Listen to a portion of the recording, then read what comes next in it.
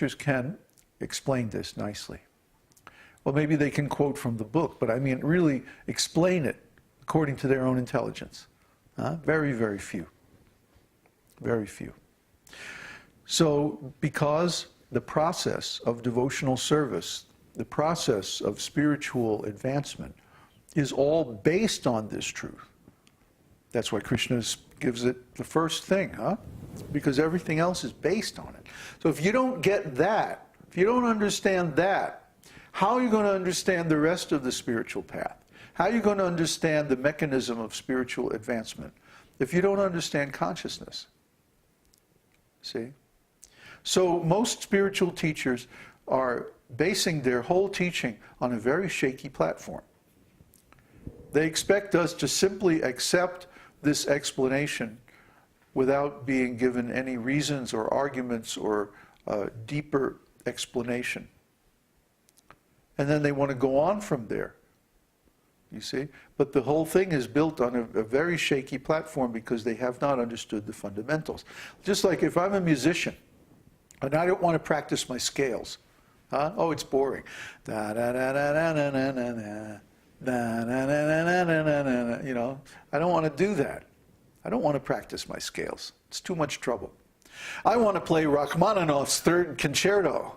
Well, come on. You're never going to get through Rachmaninoff if you can't play your scales. Isn't it?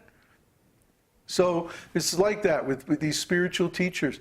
They don't want to spend time on the fundamentals about consciousness, about the spirit soul, about the Lord, about the nature of the universe, and so on and so on and so on. The energies and like that. But they want to be known as a big authority on spiritual life and about devotional service and that they're so advanced, blah, blah, blah, blah, blah. But they never explain the fundamentals because they don't know the fundamentals. And if you inquire, you will find out.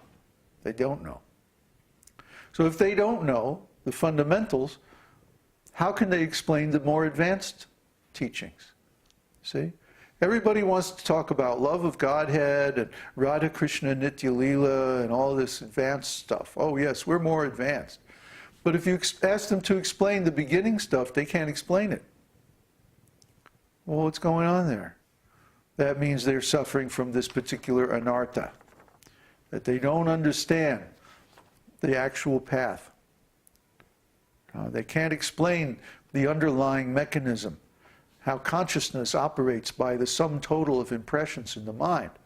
And that if we take in only material impressions, we're going to have material consciousness.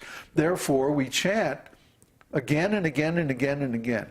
And we do the arti ceremony, and we look at the form of the Lord again and again and again and again, every day, every day, every day, day after day after day. Why do we do it over and over and over and over? To create more and more spiritual impressions, to counteract the material impressions in the mind. It's very simple. But how many people can explain that? How many teachers know that? How many have actually analyzed consciousness properly? So if you don't know how the path of devotional service is working, if you went to a mechanic and you had a problem with your car, and you say, yeah, you know, it's making a funny noise. And he would open up the hood and look around and say, well, you know, it must be the squirrel cage. That's it. It's the squirrel cage is off. Yeah, I'll have to replace that.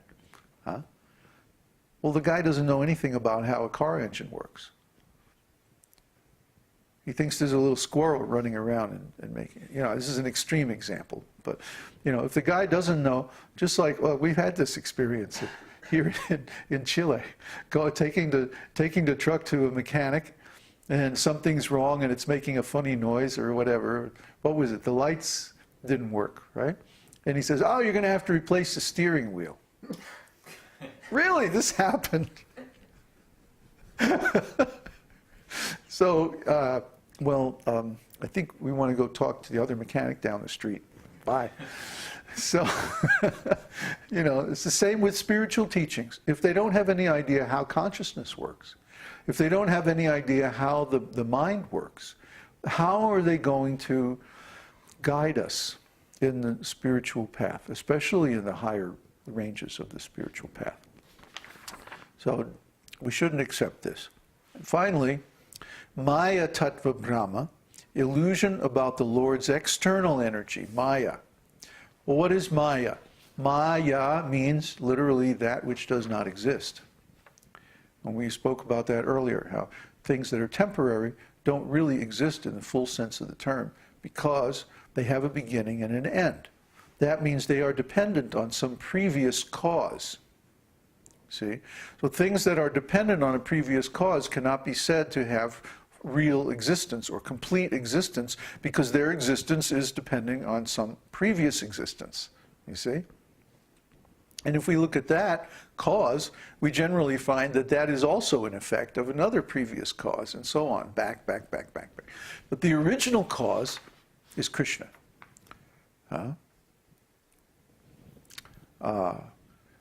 Krishna is known as Satchit Ananda Vigraha, Anadir Adir Govinda, Sarva Karana Karanam. Ishvara Parama, Krishna, Satchit Ananda Vigraha. That means that Krishna is the supreme controller.